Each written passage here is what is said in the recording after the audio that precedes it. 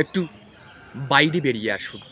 একটু মনের জানালাটা খুলে দিয়ে উজাড় করে একটু জানালাটা খুলে দিয়ে মনের যন্ত্রণাটা, মনের কোণে জমিয়ে রাখা আপনার সে কষ্টটাকে একটু আপনার প্রিয় পাত্রকে, আপনার ভালোবাসার মানুষকে হয়তো বলতে পারেন। হয়তো বললে আপনার কিছুটা কষ্ট হয়তো লাঘব হতে পারে। কিছুটা কষ্ট হয়তো কমতে পারে। কারণ সবসময় একা ঘরের করে বসে থাকবেন না তো। একটু উজাড় করে একটু বাইরে আসুন। একটু মুক্তভাবে হাসুন। একটু মুক্তভাবে আকাশের মধ্যে আপনার মনের যন্ত্রণাটা, মনের কষ্টটাকে উজাড় করে মুক্ত আকাশের মধ্যে বলুন। কারণ মনে রাখবেন আল্লাহ পাক রব্বিল আলামিন হয়তো আপনাকে পরীক্ষার মধ্য দিয়ে নিয়ে যাচ্ছে। একদিন দেখবেন ভোরের আকাশে আপনার মনের সব যন্ত্রণাটা কেটে যাবে। দেখবেন কালো মেঘের আকাশটা যেটা রয়েছে সেটা আবার চলে যাবে।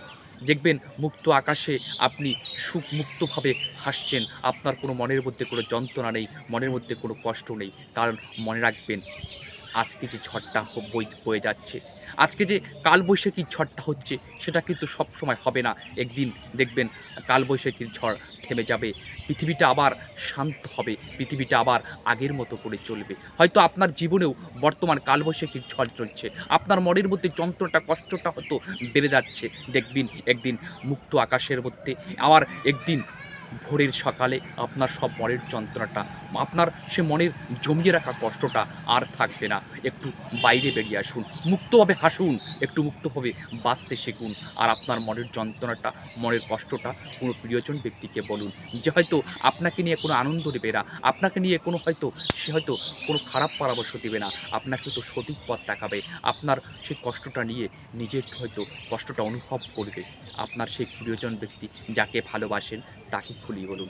দেখবেন মুক্ত আকাশের নিচে মুক্তভাবে একটু হাসুন, বাইরে বেরিয়ে আসুন। আপনার মনের কষ্টটা, মনের যন্ত্রণাটা বাইরে বের করে দিন। দেখবেন আপনি নিজে ভালো থাকবেন, অন্যকে ভালো রাখার চেষ্টা করবেন। একটু মুক্তভাবে হাসুন, মুক্তভাবে বাঁচুন। কারণ মনে রাখবেন সবসময় ঘরের কোণে আবদ্ধ থাকবেন না, বাইরে বেরিয়ে আসুন। বাইরে সবার সঙ্গে মন খুলে হাসুন, সবার সঙ্গে আলোচনা করে জীবনটাকে নিয়ে যান। কারণ সবাই আপনার খারাপ চায় না। কেউ আপনাকে হয়তো খুব ভালোবাসে। মন দিয়ে, প্রাণ দিয়ে ভালোবাসে। তাকে আপনার মনের যন্ত্রণাটা, মনের গভীর যন্ত্রণার কথাটা বলুন। আর সুন্দর করে বেঁচে থাকুন। মনে রাখবেন সুস্থতা আল্লাহর সবথেকে বড় নেয়ামত। ভালো থাকবেন।